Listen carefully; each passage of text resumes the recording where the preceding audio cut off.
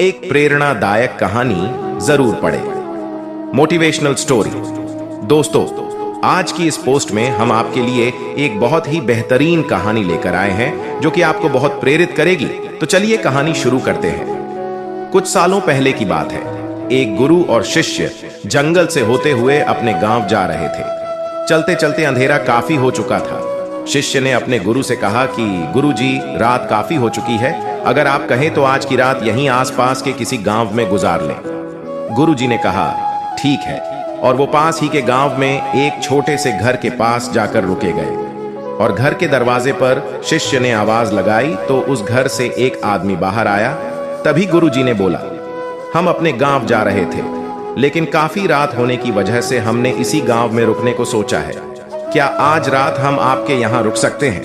वह आदमी बोला, हाँ, क्यों नहीं, आप दोनों अंदर आ जाइए। अब जैसे ही गुरुजी अंदर गए, उन्होंने देखा कि उस आदमी के घर में बहुत ज्यादा गरीबी थी। गुरुजी ने उस आदमी से पूछा कि आप काम क्या करते हो? वह गरीब आदमी बोला कि मेरे पास बहुत सारी जमीन है। तो गुरुजी ने कहा, अगर तुम्हारे पास बहुत सारी जमीन है तो इस तरह से क्यों रह रहे हो? वह आदमी बोला, यह जमीन किसी काम की नहीं है। गांव वाले बोलते हैं कि यह बंजर जमीन है, यहाँ पर कुछ भी नहीं उगाया जा सकता है, और वहां पर फसल उगाना बहुत बड़ी बेवकूफी है। गुरुजी ने कहा कि फिर तुम्हारा गुजारा कैसे होता है? उस आदमी ने कहा, मेरे पास एक भैंस है जिससे मेरा पूरा घर चलता है।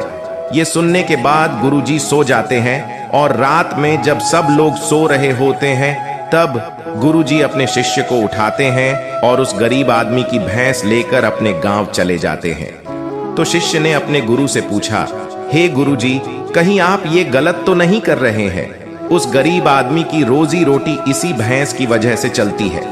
गुरुजी ने कुछ नहीं कहा और अपने शिष्य की तरफ मुस्कुराते हुए आगे बढ़ जाते हैं। इस बात को तकरीबन 10 साल गुजर गए और जो गुरु का शिष्य था वह बहुत बड़ा गुरु बन चुका था। तो एक दिन उन्हें उस गरीब आदमी की याद आती है कि मेरे गुरु ने उस आदमी के साथ अच्छा नहीं किया था, मुझे एक बार चलकर देखना चाहिए कि वह आदमी अब किस परिस्थिति में है।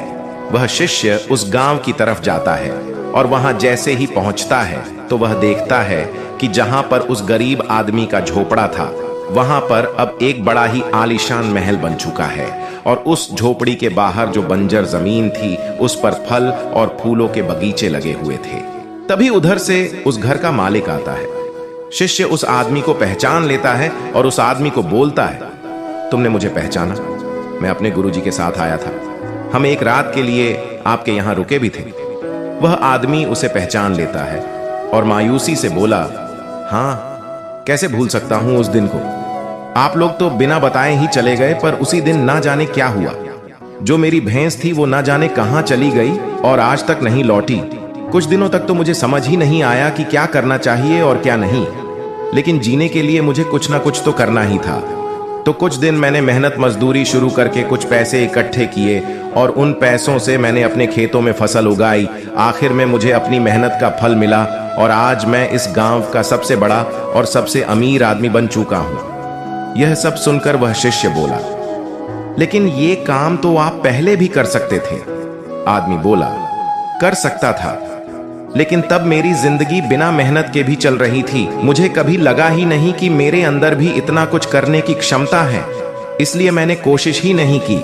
लेकिन जब मेरी भैंस चली गई तब मुझे एहसास हुआ कि मैं दूसरा काम भी कर सकता हूँ जिससे मैं अच्छा खासा पैसा कमा सकता हूँ और मेरे बच्चों और पत्नी को अच्छी जिंदगी भी दे सकता हूँ।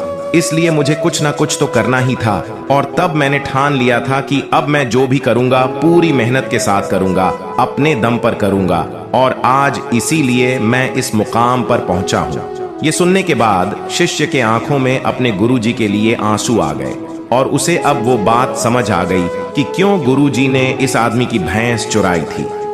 दोस्तों, आप भी सोचिए, कहीं आपकी जिंदगी में भी कोई ऐसी भैंस तो नहीं है जो आपको एक बेहतर जिंदगी जीने से रोक रही है? उस भैंस ने कहीं आपको बांध कर तो नहीं रखा है?